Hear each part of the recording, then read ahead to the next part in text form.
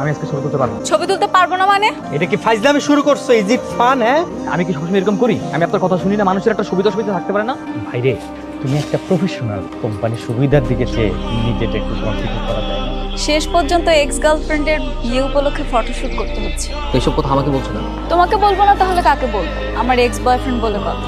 আমরা এখানে কাপল ফটোশুট করতে আসছি, এমন ভাবে ছবি তুলতেছো যেন মরা বাড়ির ছবি তুলতে আসছো। হাসতে পারো না তুমি? না, আমি হাসতে পারি না। এখানে আমার ছবি তোলা হচ্ছে না যে আমাকে হাসতেই হবে। ও হ্যাঁ, হাসবা কি করে? তোমার তো কষ্ট লাগতেছে তাই না? আমার কষ্ট লাগবে কেন? এক্স গার্লফ্রেন্ডের বিয়ে ঠিক হয়ে গেছে, সে আরেকজনের সাথে ছবি তুলতেছে, তোমার তো কষ্ট লাগবে। এতই যখন কষ্ট লাগতেছে তাহলে ব্রেকআপ কেন করছো? মাইমা প্লিজ এখান থেকে যাও, শান্তি মতো নাস্তাটা করতে দাও। হ্যাঁ করো, শান্তি মতো নাস্তাটা করো, এরপর মনোযোগ দিয়ে ছবি তুলবা। একটা ছবি যদি বাজে আসছে না, আমি তোমার নামে কমপ্লেন করবো। তোমার চাকরিটা কিন্তু চলে যাবে।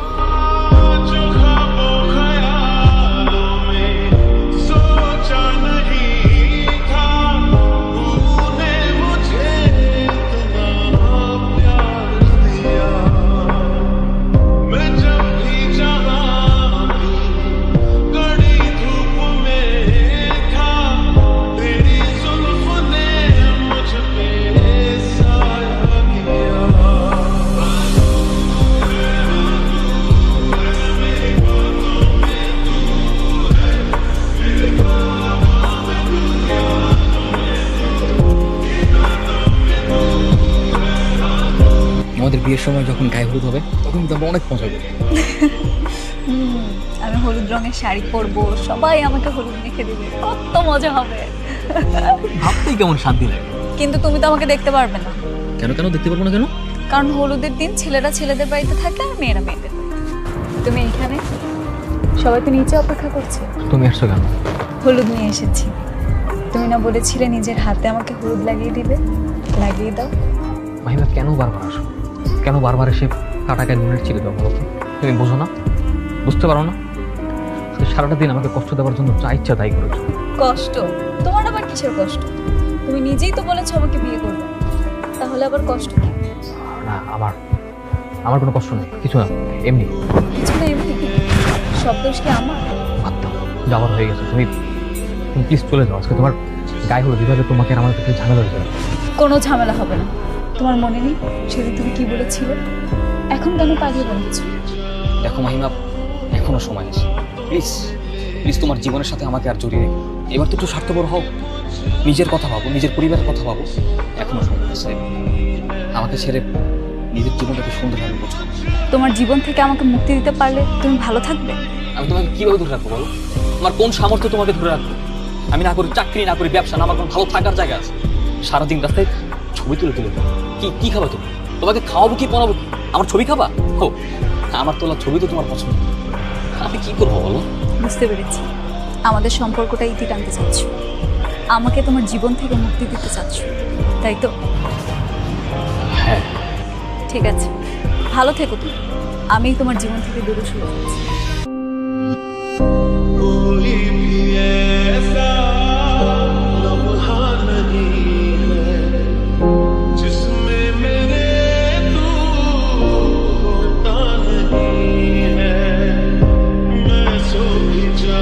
কথা ছিল আমার গায়ে হলুদের দিন তুমি আমাকে হলুদ লাগিয়ে দিবে। না, আমার স্বপ্ন পূরণ করো। আমি পারবো না। প্লিজ আমার স্বপ্ন পূরণ করো, তাড়াতাড়ি করো, নিচে সবাই ওয়েট করছে। আমি বললাম তো পারবো না, তারপরও কেন বারবার জোর করছো? প্লিজ মেহেদি, আমার শেষ ইচ্ছেটা পূরণ করো প্লিজ।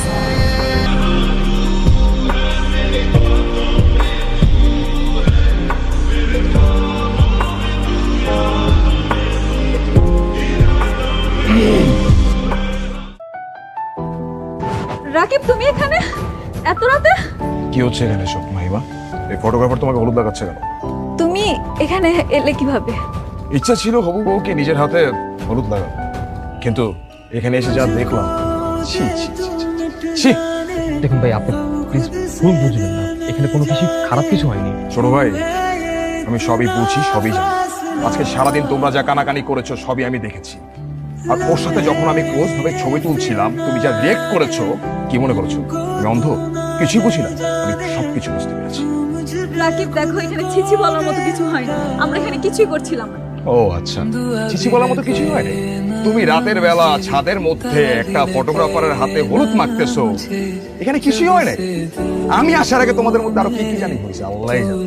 রাকিব, খবরদার মুখ সামলে কথা বলো। আমার চরিত্র নিয়ে কথা বলার আগে তোমার 10 বার ভেবে চিন্তে কথা বলা উচিত। আমাকে চিন্তা করতে হবে? আমি কিছু বুঝি না ভাবছো? এই ছেলের সাথে তোমার কি সম্পর্ক? কি সম্পর্ক? আমি তো বললাম ওর সাথে আমার কোনো সম্পর্ক নেই। এখন বিশ্বাস করলে করো, না করলে চলে যাও।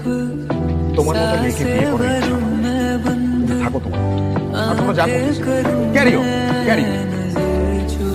রাকিব প্লিজ, রাকিব প্লিজ শোনো, পাগলামি করো না।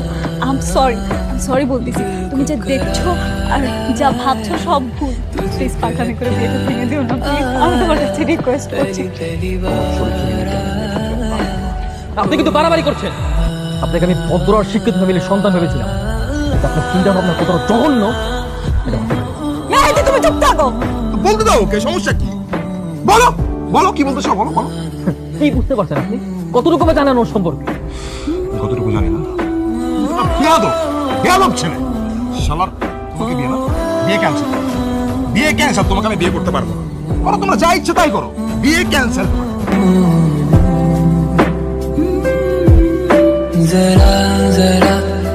আজকে সন্ধ্যার আগে আমি কেন মরে গেলাম? তাহলে তো রাতের বেশ যদিটা হতে হতো। তোর একটা ছেলের সাথে রিলেশন আছে, সেই কথা আগে বললেই পারতি। বিশ্বাস করো, আমার রিলেশন নেই। আমি ছেলেটাকে শুধু পছন্দ করি। আমি ওর সাথে কোনো কথা বলি না বাবা। তাহলে কেন তুই আজকে তার সাথে ছাদে গেলি বলতো?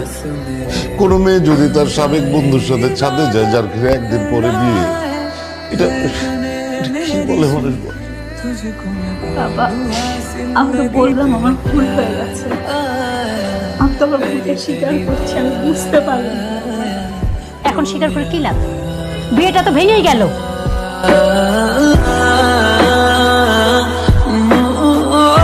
রাকিব ভাই চলে আসে। ভাই প্লিজ আপনি ওনাকে বোঝান, উনি আমাকে ভুল বুঝতেছে। ভাই আমি যা করেছি না বুঝে করেছি, প্লিজ ভাই। তোর কোনো ক্ষমা নেই। ঠিকই তো বলছে, তোর কোনো ক্ষমা নাই। তোর কারণে আমি মাহিমাকে ভুল বুঝছি। 2 টাকার ফটোগ্রাফার হয়ে তুই আমাদের মধ্যে ঝামেলা করিস, হ্যাঁ ঝামেলা করিস। মাহিমা, আই এম সরি, আমি তোমাকে ভুল বুঝছি। আসলে তোমার কথা আমার শোনা উচিত ছিল। এই হারামজাদার জন্য আমি কোনো কিছু বুঝতে পারিনি। আমি প্রমিস করতেছি আমি বাসায় গিয়ে আজকে সবকিছু ঠিক করে ফেলবো। বা আমাকে বলবো আমাদের বিয়ের জন্য যা যা প্ল্যান ছিল, আমরা যা যা করতে চেয়েছিলাম সবকিছু করবো। চল। भीगे जमीन आसमान सूखा रहा एक मेरा ही घर। दुनिया है तेरी निगाहों में, बस तुझे नहीं रहा है नजर। जितना याद करता हूँ मैं उतना रोज কবুল বলেন মা। কবুল বল মা। মা কবুল বলো। আমার তো মনে হয় মেয়ে এই বিয়েতে রাজি না। রাজি না মানে? অবশ্যই রাজি। আমরা দুজন দুজনকে পছন্দ করি, এই জন্য তো বিয়ে করতে আসছি। কবুল বল মা। আমি এই বিয়েটা করতে পারবো না। পারবো না মানে কি? কোনো সমস্যা? আমি একজনকে ভালোবাসি। মহিমা, এটা কিন্তু তোর বিয়ে বাড়ি, ফাজলামো করার জায়গা না। ফাজলামো করছি না মা, সত্যিই বলছি। কারণ আমি একজনকে ভালোবাসি। আমি এই বিয়েটা করতে পারবো। চড়ায় না তোর একটা দাঁত ফেলে দিব। এই থামো, কোনো বকাবকি চড়াচড়ি কিচ্ছু হবে না এখানে, কিচ্ছু হবে না। আমি আগে আমার মেয়ের সাথে কথা বলবো, তারপরে এই ব্যাপারে আমি সিদ্ধান্ত। বিয়ে সাহেব আমাকে ক্ষমা করবেন বিয়ে সাহেব। আসলে আমার মেয়ের গায়ে আমি কোনোদিন একটা আছর পর্যন্ত দিইনি, আর তার এই চোখের পানি দেখে আমি আগে ওর সাথে কথা বলে তারপরে বিয়ের ব্যাপারে সিদ্ধান্ত নিতে চাই বিয়ে সাহেব। আচ্ছা ঠিক আছে, যেটা ভালো মনে হয় করুন, কিন্তু শুভ বিবাহের কাজটা সম্পূর্ণ করা উচিত। ঠিক আছে ঠিক আছে। মা বল মা।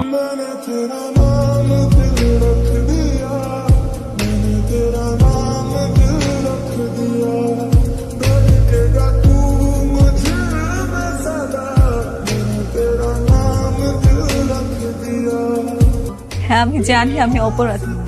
এখন তোমরা যা শাস্তি দিবে আমি মাথা পেতে নেব। কিন্তু সত্যি বলতে আমি মেহেদিকে অনেক ভালোবাসি। ওকে ছাড়া আমি বাঁচতে পারবো না। মানে কি? বিয়ে সাহেব আমি আবারও ক্ষমা চাচ্ছি আপনার কাছে। আমার মেয়ের চোখের পানি আমি সহ্য করতে পারবো না। এরপর আমার মেয়ের সাথে আপনার ছেলের বিয়ে দিতে পারবো না। আপনি আমাকে ক্ষমা করে দেন। কি বলছেন আপনি? সব আত্মীয় স্বজন চলে এসছে, এতক্ষণে তো বিয়েও হয়ে যেত, আর আপনি এখন বলছেন বিয়ে হবে না। এইভাবে আমাদেরকে অপমান না করলেও পারতেন। মা বাবা অনেক অপমান সহ্য করছে, এই বিয়ে করো। চল।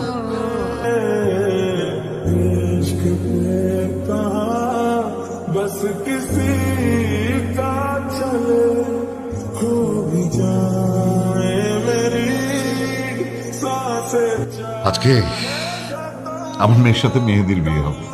কাজী সাহেব আপনি ওই আগের পাত্রের বাবা মা এবং ঠিকানা কেটে নতুন পাত্রের নাম লিখে ফেলেন।